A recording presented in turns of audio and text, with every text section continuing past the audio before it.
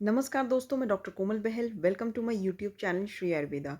दोस्तों, I hope आप ready हैं आज के टेस्ट के लिए। आज का टेस्ट है सुश्रु जी का सूत्र स्थान, chapter number 20 to chapter number 30। ठीक है, इसमें टोटल मैं 10 क्वेश्चंस आपसे पूछूंगी। ठीक है, उसके 4 ऑप्शन होंगे। हर क्वेश्चन के मतलब एमसीक्यू क्वेश्चन होगा। आपको पेन और पेपर लेकर बैठना होगा और आपको हर एक क्वेश्चन का अपना आंसर लिखना होगा।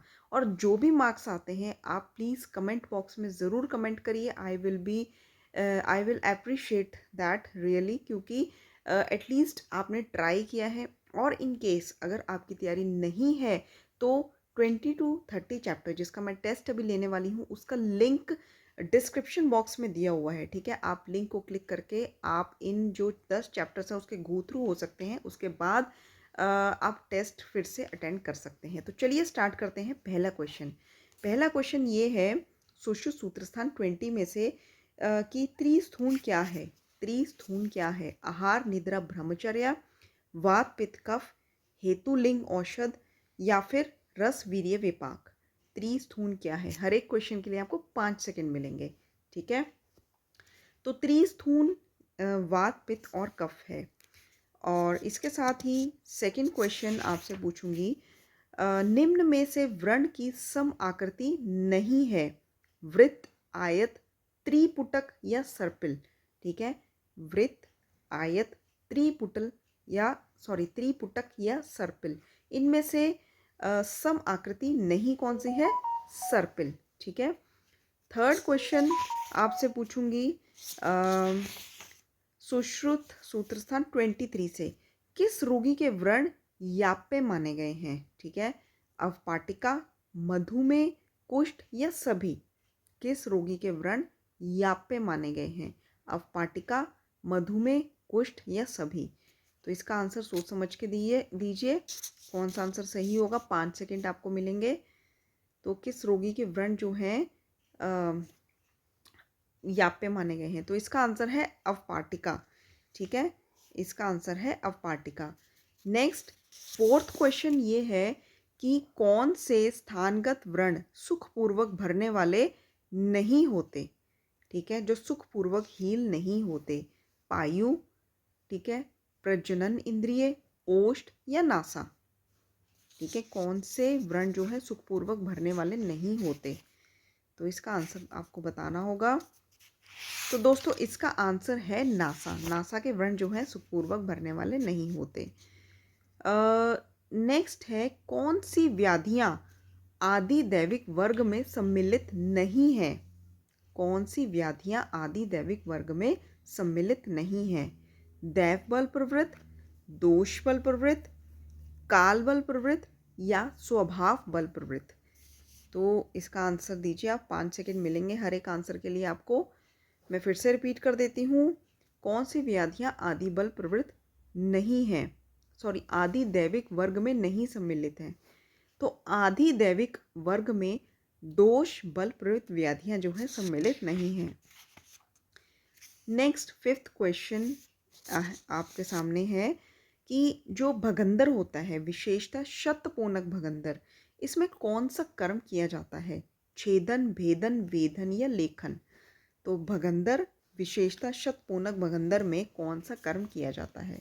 तो इसका आंसर है छेदन। ठीक है, छेदन मतलब होता है एक्सीजन एंड भेदन मतलब होता है इंसीजन।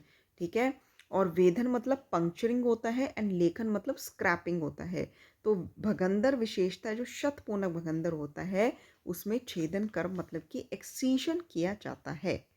सिक्स्थ क्वेश्चन है निम्न में से कौन सा एक सीवन कर्म का भेद नहीं है?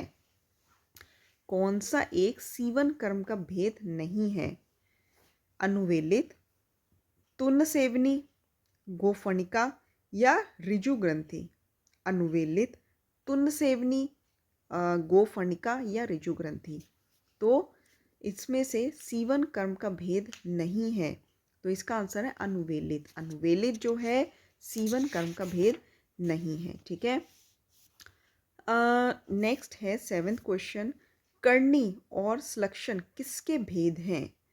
जलौका के, यंत्र के, शल्य के या शस्त्र के। करनी और श्लक्षण किसके भेद हैं? मैं फिर से ऑप्शन रिपीट कर देती हूँ, ठीक है।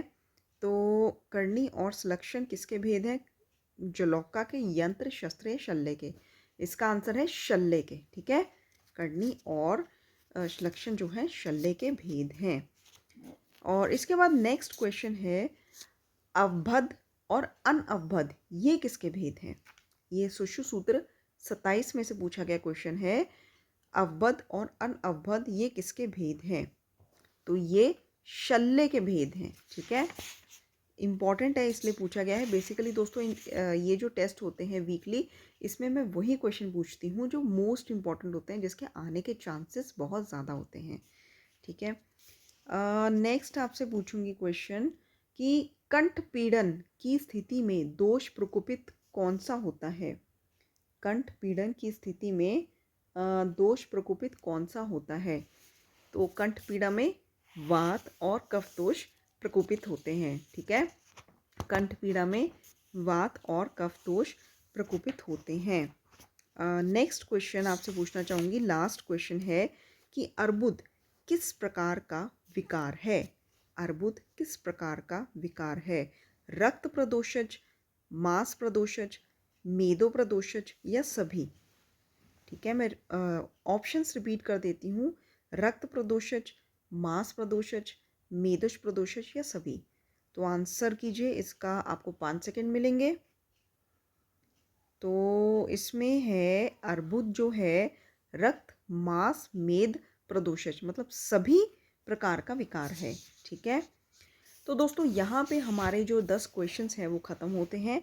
एंड आप देखिए आपके कितने मार्क्स आए हैं। और अगर आपको लगता है कि आपको फिर से ये जो 10 चैप्टर हैं 20 से लेकर 30 तक सुश्रुत संहिता सूत्रस्थान, इनके गो थ्रू होना चाहिए, इनको अच्छे से स्टडी करके फिर टेस्ट देना चाहिए, तो आप जो लिंक है डिस्क्रिप्शन बॉक्स में उसके थ्रू ये क्लासेस अटेंड कर सकते हैं और फिर टेस्ट दे सकते हैं, ठीक है।